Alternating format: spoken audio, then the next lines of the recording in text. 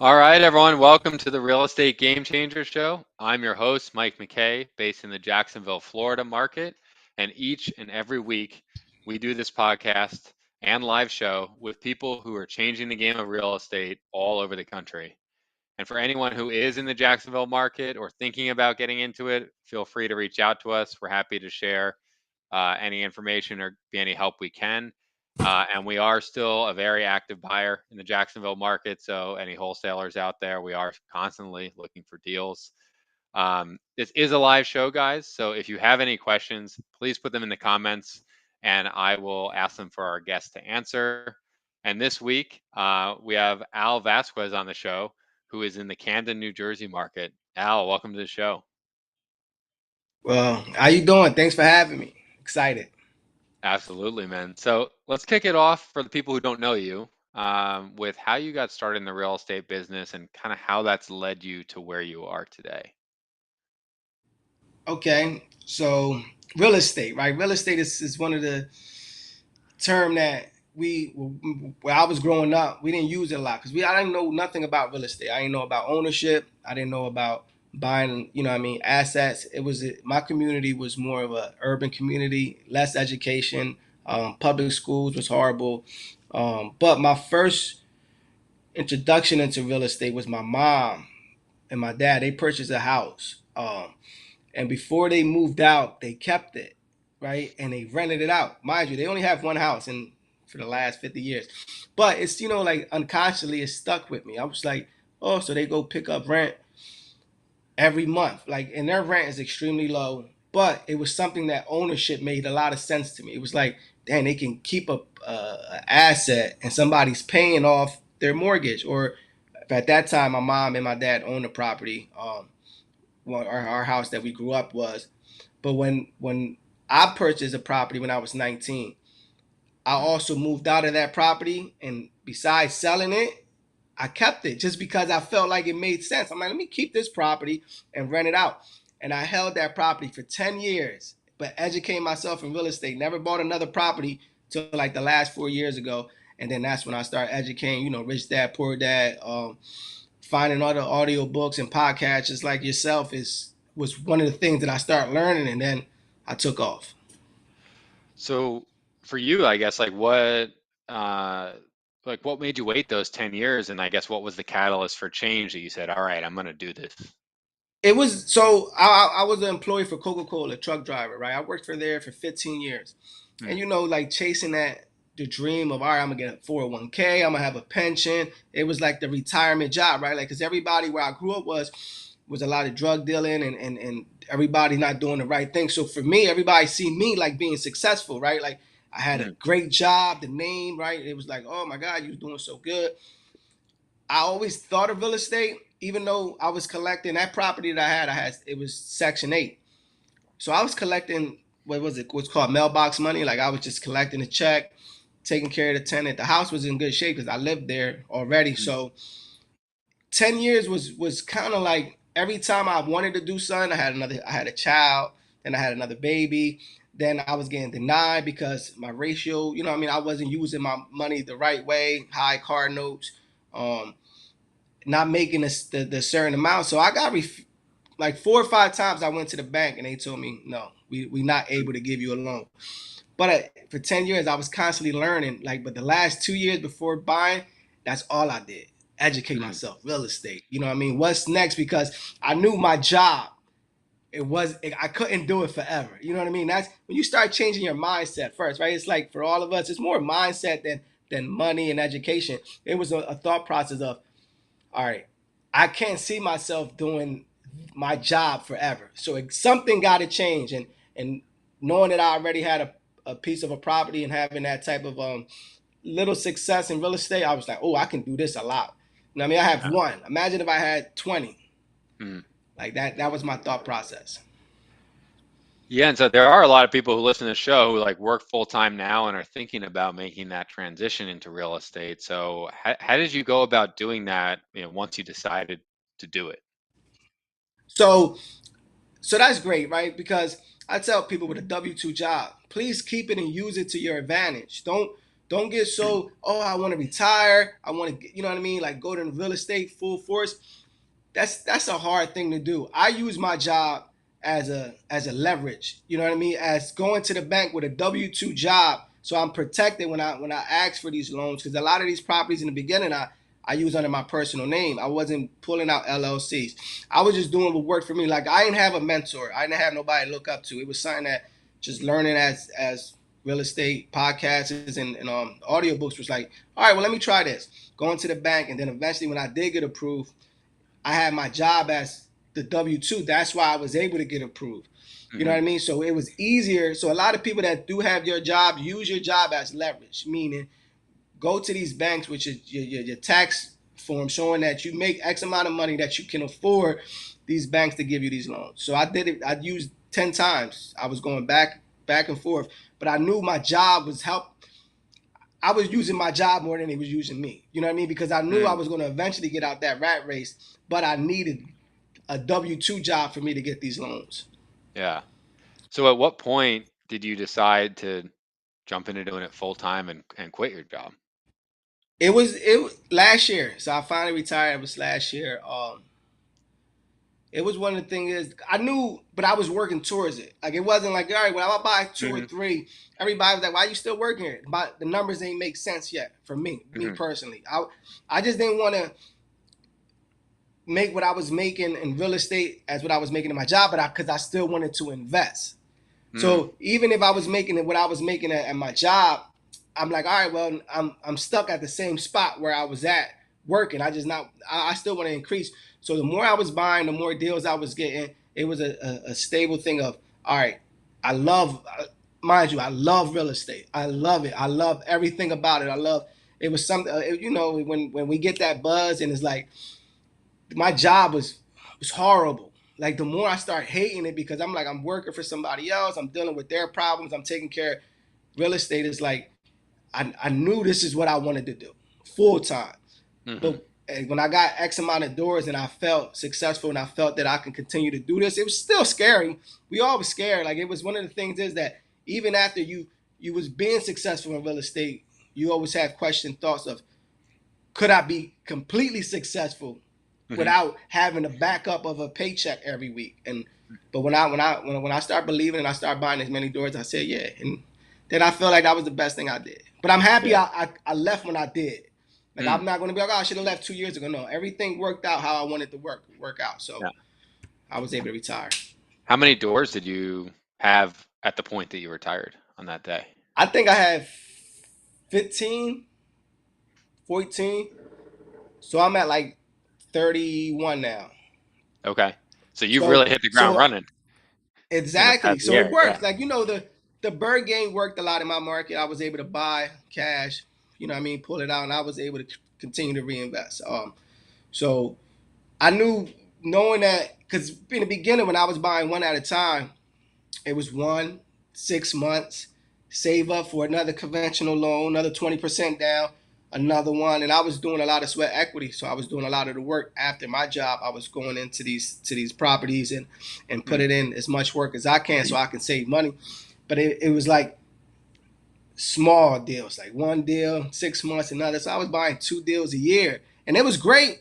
But it was like when I left, I was buying a lot more, and I feel like I can get a lot more now because I'm full time. I'm mm. my focus is in my business. You know what I mean? And for us, it's reinvest. Like I'm constantly trying to reinvest the money that I'm making for every property. Yeah. So I over the past year since you've quit and you purchased, 15 or at least 15 that you've held on to, what's been your acquisition strategy? It's a pretty competitive market in Camden, from what I understand. So I don't know. So I'm from the city, right? So I'm real big in marketing, like social media, like Instagram, Facebook, even TikTok. I'm trying to learn with that.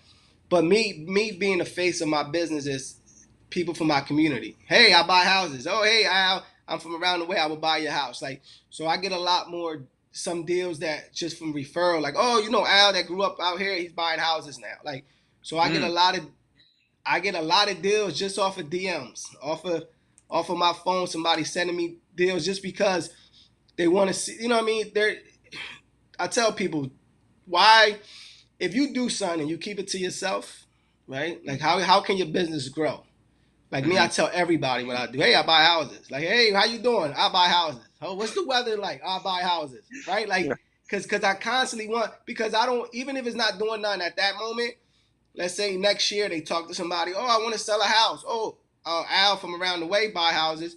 So I do get deals like that. You know, I get deals with wholesalers. I even look on the market. I got two under contract. Well, one wholesaler and one under the market that everybody had a chance to buy. I would Mm-hmm. just, you know, I mean, I'm always doing something, trying to be creative, just like because the market is there's a lot of competition, but just being a little more creative in my craft to still find deals that make sense. The numbers work. Yeah. What percentage of your deals would you say come from just kind of referrals or DMs from your content versus Like the other like methods? 60, 70. Wow. Okay. Yeah, it's great, man. Like today, I went to go see a house that was on the market today, right? And Mm-hmm. I'm walking up, and a lady, I guess she's a realtor. She was like, "Oh, Alex, you here to buy?" And I don't know her at all. Don't I'm like, yeah, you know, I'm always looking, like, but it's like I'm getting a good buzz that people know, like, all right, well, this is Alex, he buys, like, because it helps, man. And then I tell you, people send me deals. I always say I buy houses. You know what I mean? You find me a house, I give you some money. And people will send me stuff. Like some people will send me just dumb leads, but anything I get, you know what I mean? I'm just Yeah. trying to increase it. Like I don't want. In the beginning, I used to feel like, oh, if I say this too much on social media, people will think that I'm corny or I'm doing too much. That's the opposite. Like Mm-hmm. I want you to get tired of me telling you. You know what I mean? Because I want it to be stuck. Like I wanted to be Yeah. like, oh yeah, who's selling a house? Like we could be at a barbecue. I hear anything about interest rate or something. I'm looking like, oh y'all know, I'm here. Al Camden Reynolds buy houses, right? So that's I get a lot of deals with that. You know what I mean? Like I Yeah. mind you, I still get wholesale deals, but even wholesalers, some Mm. wholesalers come to me first because I'm strictly on one market. So anything in Camden, right? So Camden, New Jersey, you know, so Camden is closer to Philadelphia. You know what I mean? From North Jersey, like Elizabeth or Jersey City, that's closer to New York. My market is the right. It's Camden and it's the Bridge, then it's Philadelphia. So everybody in my market that sells in my market, like wholesalers, they know to hit me up. They know I can close. They know I'm not like going to kick tires. I'm there to go see the property, and I'm going to make an offer, even though it's not going to be your offer or whatever. You know what I mean? If somebody outbid me or whatever the case, I even had some wholesalers that they just sent me to the property because anything in Camden, they'll call me and they was like, "Oh, you want to go see the property and tell me how much you pay," and then Mm. they'll offer, and then they'll charge me like a $5,000 assignment fee, and that's it. Yeah. And I did that like 5 times, and that was great. You know what I mean? But I'm like, Yeah. eventually, every good thing go come to an end. Now they deal with a lot more heavy hitters, but that was something that worked. But the reason it worked was because I'm always telling people, "Hey, I buy houses. Hey," or I'm real direct. I buy houses in Camden. I'm Mm. so when you hear Camden and you knowing that my name is Al Camden Reynolds, it's like, all right, we have somebody for you. Yeah. And I know you put out a lot of content on social media. Like, do you have any like tips for people that have helped you kind of create this, I guess, brand and stay in front of everyone? Like, if people are thinking about It's doing that.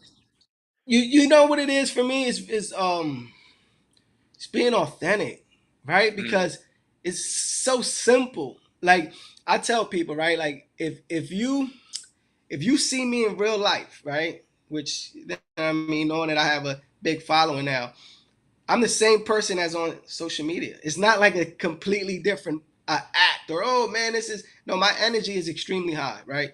Mm. I am try to be extremely positive, right? And this is how I talk. So me grabbing a phone and just saying what I'm saying at the moment, or recording one of my properties, or talking what how I feel, it's just come authentic. There's no role playing. There's no practicing. And I know some people that try to give out content and it's not their self, and it's kind of hard to not be yourself every time. And Hmm. that's what people like me because I'm authentic. You're gonna get what you get. Like, you know what I mean? I can curse, I can talk the way I talk, you know what I mean? Like people can relate to me, especially being from my community. Like, all right, well, look, I'm all tatted up, but I am buying properties. I am still investing in my community. You know what I mean? I'm still doing things that I know individuals want to do, but knowing that they can see me and I'm actually doing it and still sound the same way. I'm not in a suit or tie, or I'm not trying to make believe of me being somebody else. It get attracted to certain individuals, and that's why people can send me stuff, or you know what I mean. I have a lot of people rooting for me in my community just because of they Mm, seen the negativity in that community. Like, oh, people go to jail, people get killed, and then individual like myself, I'm able to buy property that I actually grew up in. You know what I mean? yeah, Areas that I'm from. yeah, yeah. That's a great tip, man. It's like a lot easier if you're just authentic in who you are versus just trying to put You on a don't show every time. Like, exactly. You don't have to try. It's like I grab my phone, I record it, and I can just say whatever I want, and I don't feel like I gotta edit or I gotta take something out. And that's how I used to be. Like I'll take a record myself, right, and I'll talk, and I'm like, did it sound good? Then I'll take it away, but then I'll delete it, and then I'm like, man, I should have just posted. Now it's like the stuff that I don't think of. That's the ones that get the most views. It's like stuff that I just uh, happen to talk the way you know what I mean, how I feel or how I feel during the day or what I'm doing at the store, and then I post. They the ones that get the most action, just because people love to see the real deal. You know what I mean? mm, And in social media, sometimes you get so many pretenders because people could you can pretend a lot in social media because nobody knows you, right? Your mhm, follower is just following. You can say anything you want, and some people will believe it. Me, I just want to be as authentic as I am. You know what I mean? That if you see me in person and you've been following me for X amount of years, you see the struggle, you see what I've been doing, but you see that I'm the exact the same person. yeah, that's awesome, man. And Yeah. you said you buy some deals with wholesalers. Like, how have you gone about building those relationships? It's more or less like saying social media, because you know what I Social always media. tell people, like I'm like, listen, follow me, like, because let's say we all can go into go see a deal, right? We go see a deal, and let's say it's two or three other people, and you know a lot of them kicking tires, or they just saying, I'd be like, look, go on my page, because you can see I buy, I close, I fix up. This is what I do. This is not a pretend thing. Like, you know, investing right now is a trend, right? Everybody Hmm. want to be an investor just because everybody is the new thing, right? So you're going to have X amount of people that just going to start making offers and start saying, I'm like, look, I buy, I can close, I'm going to fix it up, and I'm from this community. Like, there's no, so wholesalers will rather work with me. I don't even put deposits down no more with a lot of my wholesalers. Like, it's kind of like, all right, if I say I'm gonna buy it, we're gonna close, we're gonna figure this thing out, and we done. Yeah, that's great. That's a good point. That social media can really build a lot of trust, right? With people Exactly, seeing because because what because you're because doing. I'm documented, right? Like we show people that we buy houses in distressed areas, messed up houses. So if somebody if you selling a property and then you see one guy can say, oh, I give you 100 grand, right? But you can't really feel it. But I could tell you I give you 90, but you know I'm coming with the 90. You can look at my social media page and see that I am buying. I'm not just a guy with fancy cars and suits with not. I'm actually documented that I am a buyer. I will Yeah, close on this deal and we both can make money. I won't pay what the higher bidder is, but at least you know that it's guaranteed. You know what I mean? And I yeah, want to. My word is that. You know what I mean? If you sell me a property, I want my wholesalers or any individual that know I'm gonna purchase it, and it's not going to be an issue on my part. So hmm, yeah. And do you like you've ramped up? So in like the past year, you probably bought I think 15 or 16 doors, right? So before you were yes, doing a lot of the work yourself on the houses, but I'm guessing you've had to change that over the last year doing that much yeah. volume. So I got a great team. I was talking like it's actually just two guys. They brothers. These guys work so amazing. Like I tell you, they fell from the sky for me. Um, and I was mentioning speaking at this one event. I was telling people like if you're a good person, you you're gonna find another good person. Some people just don't get as lucky, right? Um, and you know we all have bad contractors. Like me, I really feel lucky because I'm a good person. I know that, and I'm real genuine and people that I trust, and I found a good contractor. You know what I mean? And they like family now. So I didn't want somebody to be like, oh, if you a piece of shit, right? If you're gonna, that's who you're gonna attract, right? You're Sure. gonna attract people That's not good. If you know, if you do no good business, you're gonna attract that. Me, I was finally lucky. I got people that just because I know I'm a good individual, I found good, you know what I mean, good people that work for me. And yeah, now, but see, I'm not scared to buy. Before, when I was doing it, I wouldn't buy tore down houses, right? Mm, Because I was scared. I don't know how to do a lot of, like, I know how to do floors, walls, paint, but now I can buy anything because I got my guys. mm. They, man, the house will have no roof. They be like, oh, no problem, we'll fix it. I'll be like, okay, well, let's give an offer out. You know what I Yeah. mean? And it been great. And it been great. So now, you know what I mean? And that's the hard part about real estate. And you would know is contracted. You know what I mean? People, it's some bad people out here, and they really taking advantage of new investors and even older investors. It's just that the demand is so high that they want to charge extremely high prices and then not finish the job also. So I don't Yeah. have that issue right now. I've been okay lately. Yeah. How did you find these two guys initially? Social media. No way. Social.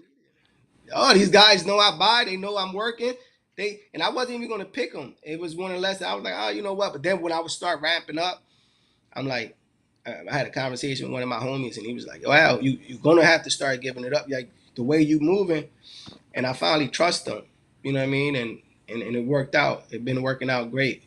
But they sent me a text. Hey, you know what I mean? I see that you're doing this. We do this, and I get that all the time too. Like I get a Hmm. bunch of DMs like, "Hey, I fix properties. If you need this, if you need this," and I'm like, "Okay," because um, people want to work. Also, it's just that it's we all had that trust issue that we like, dang, could it work? And because this is a lot of money to we playing with when it comes to rehabs. But I got lucky, man. I'm saying they fell from the sky, so I got great guys working for me now. And then even now, I'm buying so many properties.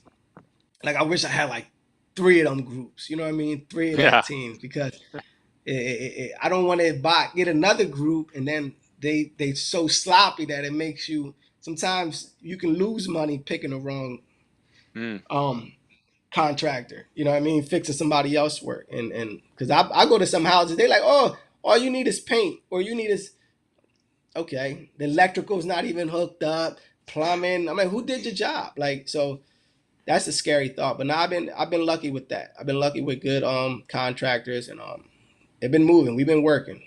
yeah. And are you guys exclusively buying rentals, or do you also flip some properties here and there? No, Or so I buy all rentals. I buy whole. I love the long term and not saying I won't flip. If let's say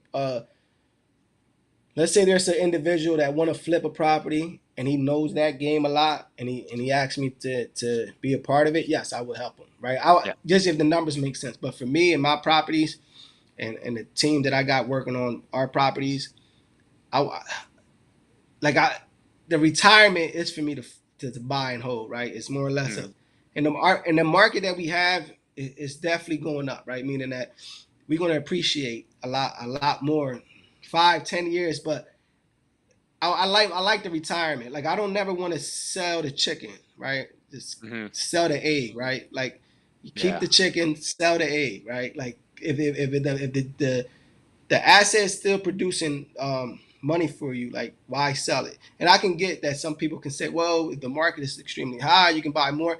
But if I already found a deal, I don't Hmm. want to sell it to find another deal, right? I might as well just refinance, pull the money out, tax free, and go find more properties Hmm. instead of selling it completely and then what I mean paying capital gains if you don't find a property in time. I don't want to. So yeah, and especially this is my hometown too. I want to own as many properties so it then start changing generational wealth so my kids can have it and then their kids.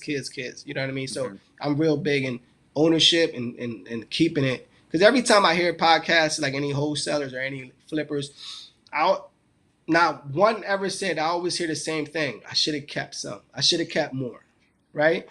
Yeah. Because eventually you should have kept more. And I got some mentees that they be like, man, I flipped it. I flipped a great duplex. I would have kept it. I'm like, I hear that a lot more than I hear that I should have sold. Hmm. So just taking that advice and being like, all right, I never hear so many people say I should have sold. I always hear people say I should have kept. Yeah. So that's always the back of my head. Because there been times I'd be like, I can make some money if I flip this. Yeah. And then I'd be like, you know what? I'm keeping it. And they be like, I thought you was, nah, I just refinanced. I'm going to get my money back. I'm going to Yeah. use that bird game. I'm not keeping money in the deal. If I Right. can, I'm going to get that money back.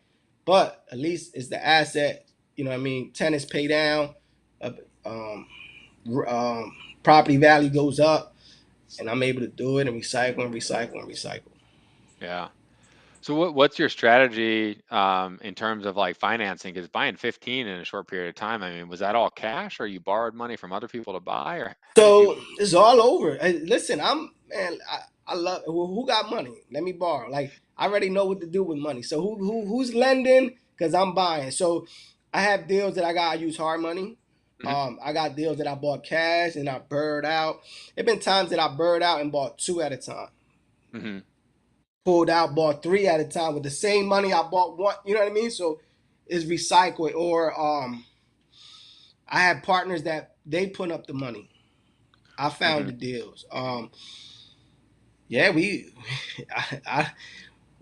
whoever got money, I'm buying. Like, so I'm hard money, my money, my partner's money, people that what I mean want to invest just because they the last 2 weeks I off. You know what I mean, I asked two people that I just know. I'm like, hey, if you don't want to invest as me as being a landlord, just be my private lender.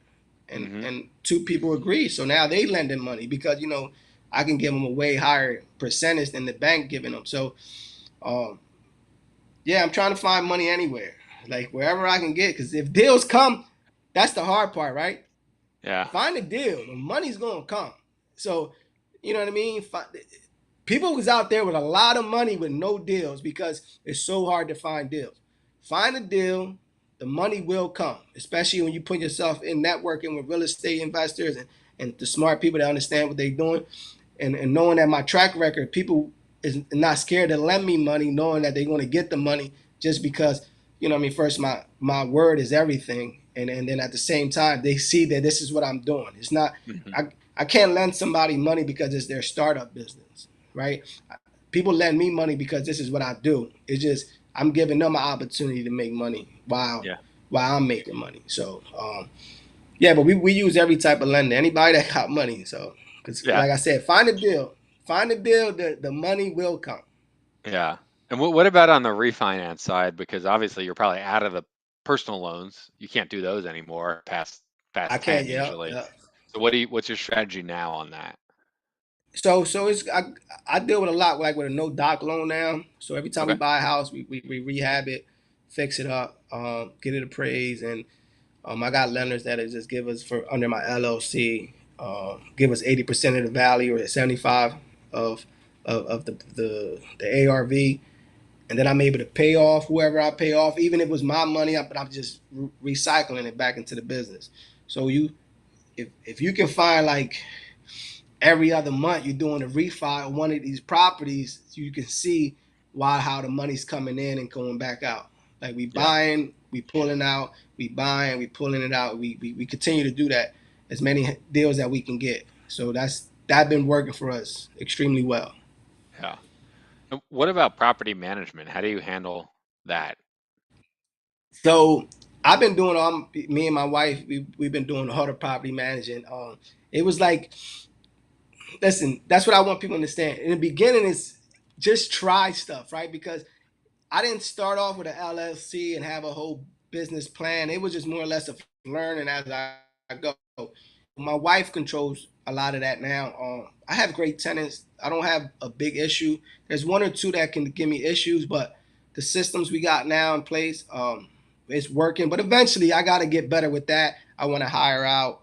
The more that I buy, I want to at least take some stress out of my business and concentrate on things that I like doing. But yeah, it been working. It been all right. Yeah. Like I said, you have some things that can be frustrating, but it's still a business. I tell people real estate. Let's say somebody call for a leaking toilet or whatever. You know these stories. I'm like, well, it takes 5 minutes, right? So they'll call. I call my plumber. Plumber called them. It's done. It took 5 minutes.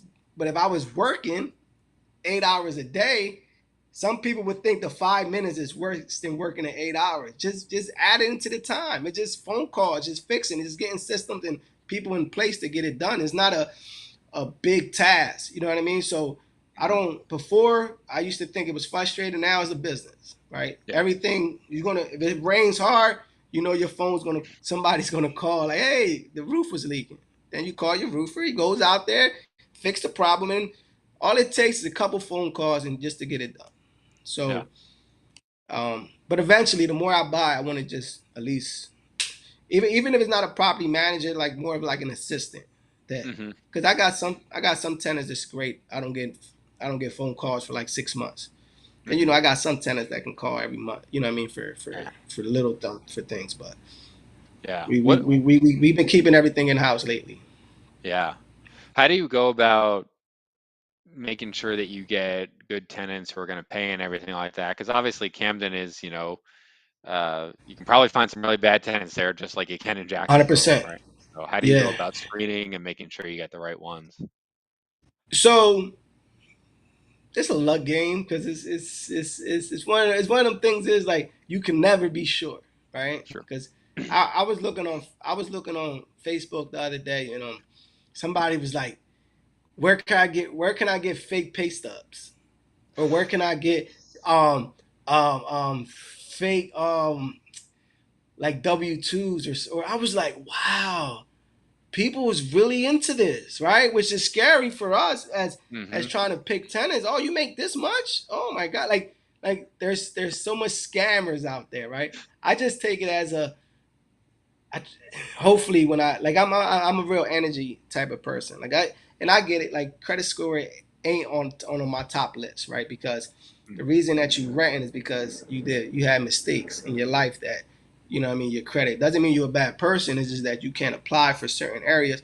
So I don't look at that as I just look at your where you work, your income, and even if you're a good person, you know what I mean. Like I'd rather have a good person rent my houses. You know what I mean, somebody that we can work together. And like I said, still be in my community. I'm a little more lenient than like, all right, well, if you have an issue, call me. You know what I mean? I don't want to be an asshole. I want to be able to help you as much as I can. If you know what I mean, my good tenants. Like if I don't have an issue and then something happened, but yeah, I've been getting lucky.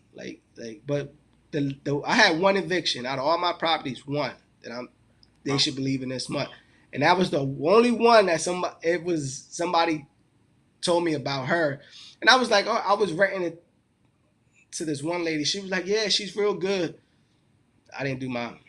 It was all it's my fault. It was a learning thing because I didn't check as much because I just said, all right, you know what? If you tell me she's good, and Mm. apparently she wasn't. So I don't take no more referrals. You know what I mean? I should have just went with my gut. But Yeah. besides that, I got great people. I got great families, and that's why I only have one duplex. I have all my single family homes because I actually like families to live in my Mm. properties, meaning long term tenants, less turnover. I like three bedrooms, one bath. That we're gonna have a family, and I always say, look, this is your house. You know what I mean? I just own it because I was in a position to buy it, but take care of it, and we're gonna, you know what I mean? And this can be last 10 years, 20 years, like, and this is what we want, right? We want long term tenants that's gonna pay and take care of our property. So. Yeah. Yeah. No, it makes a lot of sense. And then on the kind of the construction side, like there's people who listen to this show who flip, there's people who are, buying some rentals. Like, is there anything particular that you have your team do on the construction side to make it that something that's going to be less maintenance for you, uh, owning long So term? yeah, so that's a lately I've been getting better with that. So before I used to put rugs on upstairs bedrooms. Now it's all either laminate or vinyl, right?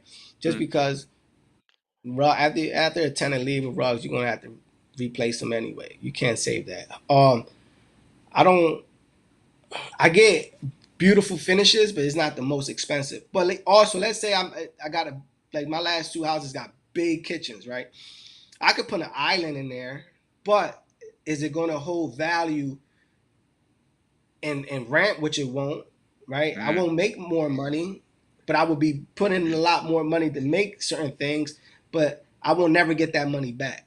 So mm, I still want my properties to look great, but at the same time, there's not a flip mentality. There's more or less a, all right, if you put that and if it breaks, that's more money. Either you got to put more money to do it, and then also more money to fix it. I try to eliminate as much as I can that I don't have as much expensive going out, and also if somebody damaged something that I had to replace. yeah, So, but it's still, you know what I mean, beautiful home, but it's not a flip game. You know, if it was flip, everything is brand new. Everything is, you know what I mean, from the basement to the roof.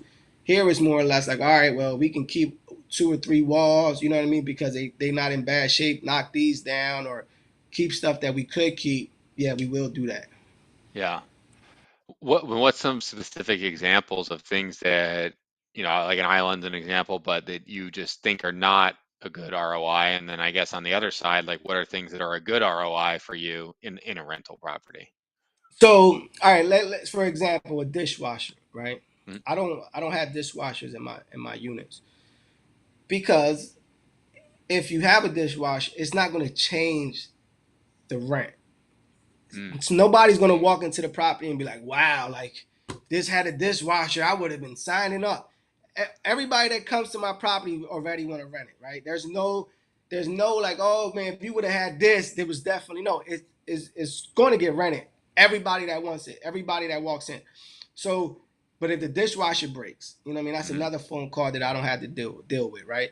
Or something that I don't have to put the money out, and also if it breaks, I gotta put the money out.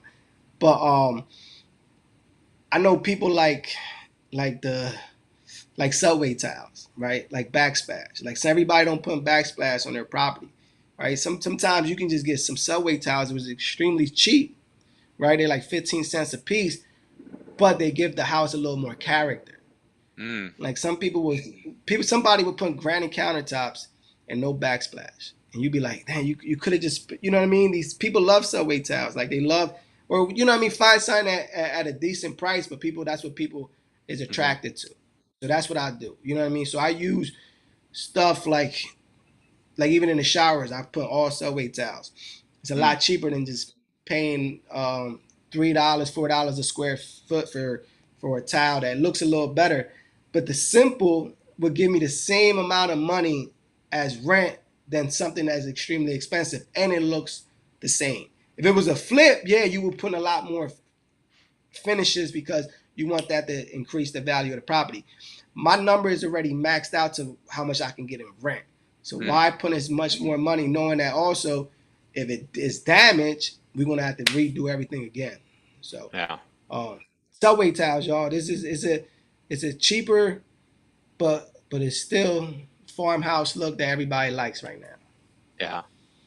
And earlier you mentioned your first rental was Section 8. Do you still do a lot of Section 8, or have you changed your strategy over the years? So I will do Section 8. I have 3 or 4. Me and a buddy of mine just bought 6. We're gonna try to get on all of them in Section 8. But if somebody come with you know what I mean, have a good job, I rent it to them. Like I said, I don't want to just focus on one thing because let's say there's still I have a lot of tenants that just have regular jobs that work hard. They just can't get you know what I mean to the next step. I would rent to them. So yeah, I have some Section 8, some non-Section 8, whatever works. Whoever, and like I said, it got to be the good person because somebody with Section 8 with the highest money doesn't mean they fit well with my property. Yeah, I still want to pick out the tenants. I still want to see the tenants. I still want to talk to the tenants and explain what I expect. You know what I mean on the property. So yeah, can I if it was the best thing to get all Section 8 and they all great tenants, yes, but just because they, you know, what I mean, they got the highest money doesn't mean they're the right person for the property. sure. So you said you want to talk with every tenant before they move into your property?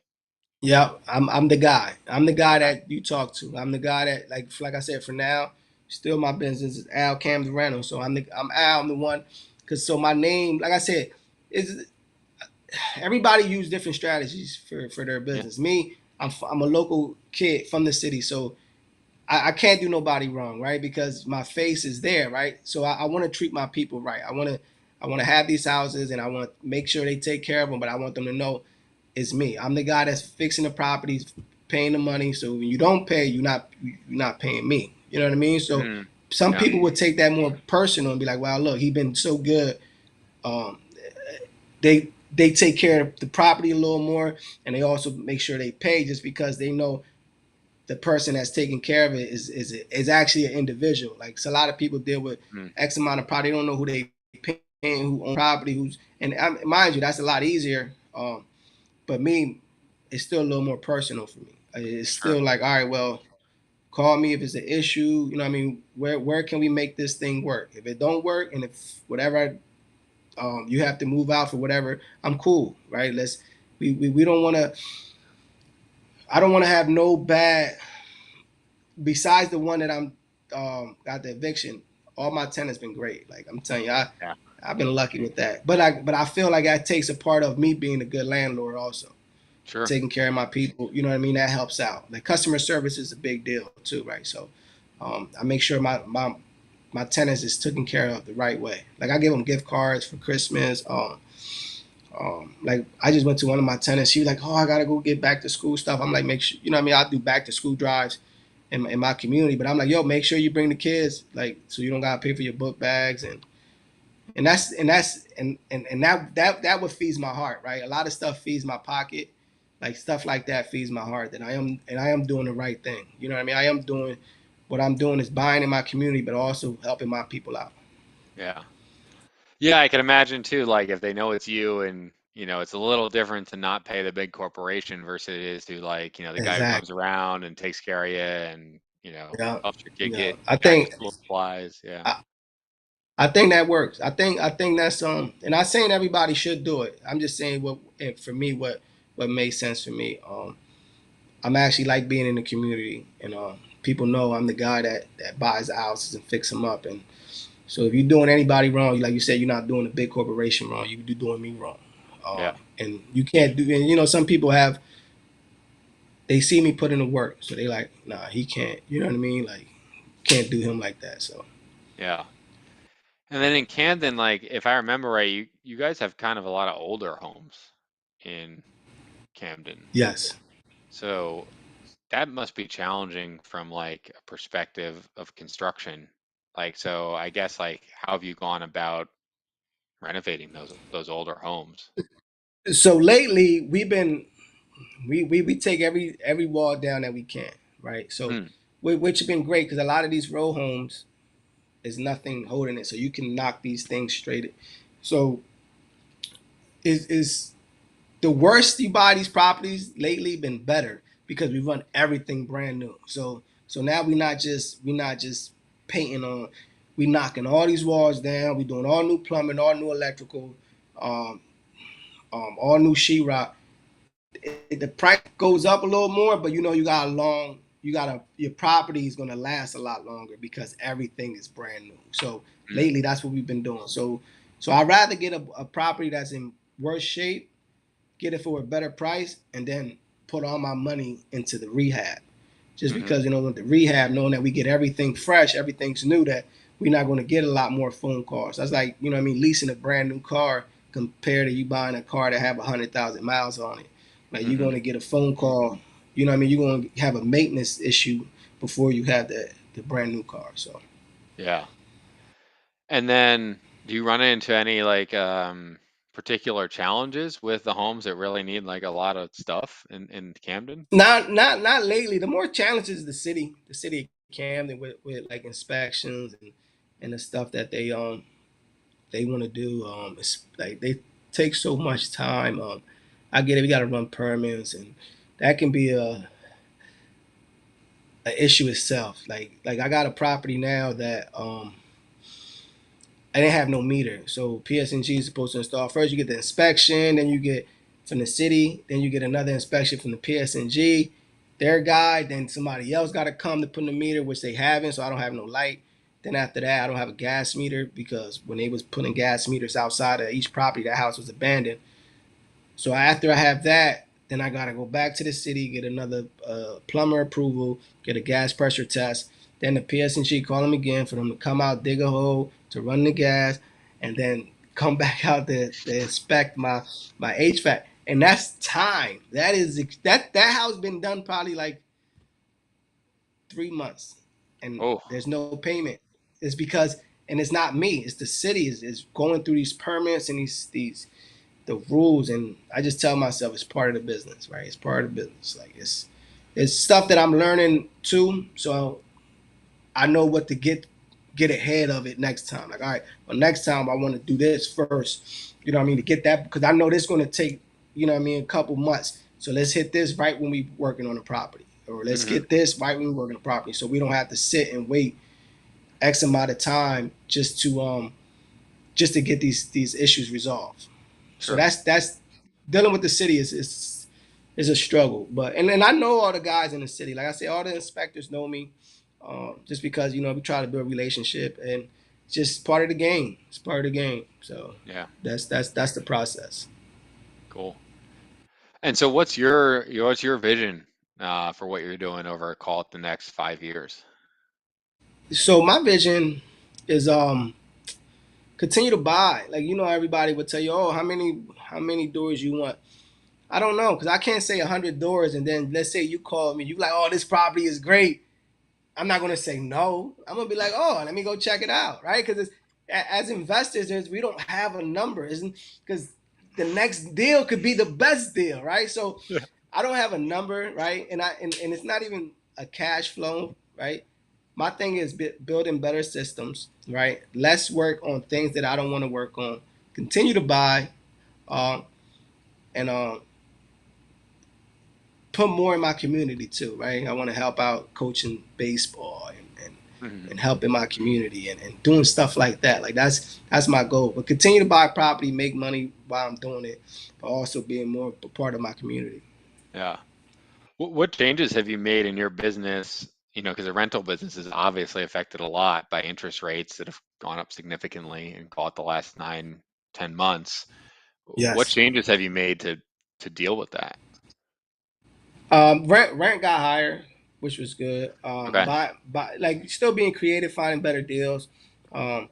I mean, like I said, well, you mentioned like the competition is a lot harder, so prices do go up on properties that you be like, man, a couple years ago I was able to get this deal for a lot better, hmm but with rents um, also going up, it kind of like leveled it out.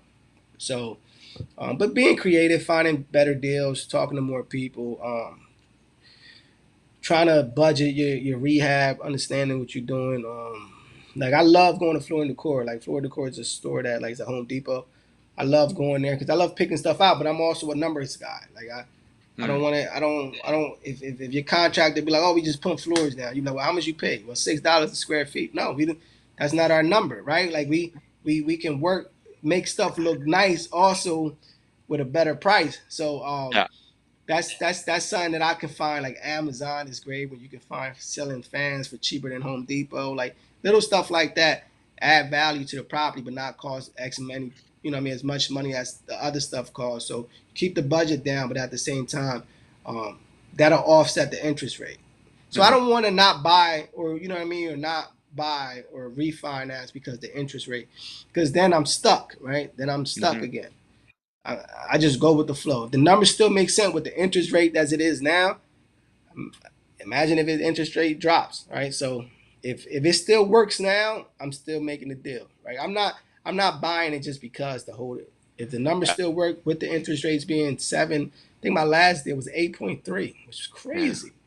Yeah. But the numbers still worked, right? If the numbers still work, rents were still good, it's all right. Because let's say it goes, I don't think it's gonna go back to 2 or 3s, but if it get down, I can at least still refinance. Yeah. For you, like, what do you look at on a property to say, yeah, like these numbers work? Like, what's your criteria? So 3 and 1, 3 or 1.5. I can probably get like $1,500 a door, and let's say if I'm all in at 80 to 100 grand, hmm um, let's say with mortgage and interest and taxes and insurance, let's say I'm at like 1,000.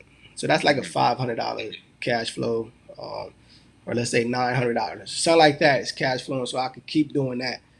If mm, I can make like $500 a door, that makes sense for me. yeah, cool. Makes a lot of sense. And we're kind of getting to the end here, but there's always two questions I'd like to ask at the end. First one's a little Okay. fun, which is what is the craziest or most uncomfortable situation you've ever experienced in a real estate deal? Most craziest and I mean, it's a lot, right? Let me. The first one that comes up to my mind is I purchased a house. Um, there was some squatters in there, right? Mm, And I knew that, so they got them evicted. I mean, they got them gone by the time I closed. So when I closed, I didn't go to the property that same day. So I went the next day, and the window was broken, and the guy was it was still there sleeping, and it was extremely cold, and he could barely walk, and like everything I felt so bad, right? But I'm like, you can't stay here because he came back. He's like, no, I'm just give me another cup. I'm like, you, can't. And it's so cold. I called him a taxi, yes, and he went outside and he just left. But I felt so bad because I'm like, he was in a bad position, but then in this what we do, right? It's kind of like, what could you do, right? Like you bought the house because it belongs to you now, but the people that was living it wasn't taking care of it. It was just squatters and yeah, but you know what I mean, he broke my window, you know what I mean? I'm like, look, you broke my window, now I gotta get the window fixed and now you breaking in. Like this can't be right. So that yeah. was one of the worst ones. But I ain't just regular stuff, people coming in, I didn't see a dead body yet, so um I see a lot of stuff, but not that. That's Not good. yet. That's good. I hope that doesn't happen Yeah. to you. But I Uh, heard stories which people did, so yeah. Um, and second question is if you could go back in time, give yourself one piece of advice when you were looking for your first deal. Knowing what you know now, what would you tell yourself? I don't know. Cause I don't know if I would give myself an advice just for the simple fact that everything got everything worked to get me here, right? So let's say some of the battles I did come across, I think I needed it, right? Like I Hmm. needed it to get here. Like sometimes people would be like, "Well, if if you would have bought like I say, oh, if I would have bought 10 years ago, right? I would have got it for a lot cheaper. But let's say I would have bought one deal that took me out of real estate just because for whatever purpose it didn't work out and my mind wasn't ready. I feel like I was ready for everything that happened as it went. So Hmm. if I would give myself an advice and change any of the things, I think I wouldn't be as strong as I am today. Just because I think some mistakes I made got me to the position I am today. So it's kind of like, all right, yeah, I wish I would have had a mentor, right? Yeah. That if that would be my answer. But at the same time, what about if I would have picked the wrong mentor at a time that Mm, I didn't need that? I needed somebody else. So that's why I look at it like I think everything that I was doing at that moment was building me to be who I am now, and that's why I'm able to be successful to next step. But yeah, I think getting a mentor is a big thing, but finding a good mentor to kind of sneak peek with all the other stuff that you don't gotta deal with. yeah. That's good piece of advice. And if people want to reach out to you after the show, whether they have deals or whether they just want to check out your social media, how can they go about getting in touch with you or learning more about you?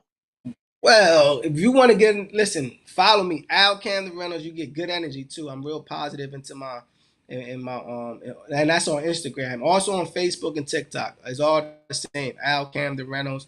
That's ALCAMDEN and Rentals. RENTALS. Right. Um, you're gonna see what I do. You're gonna see this. This is what I love. I love, and I'm a family man too. I'm married with 3 girls.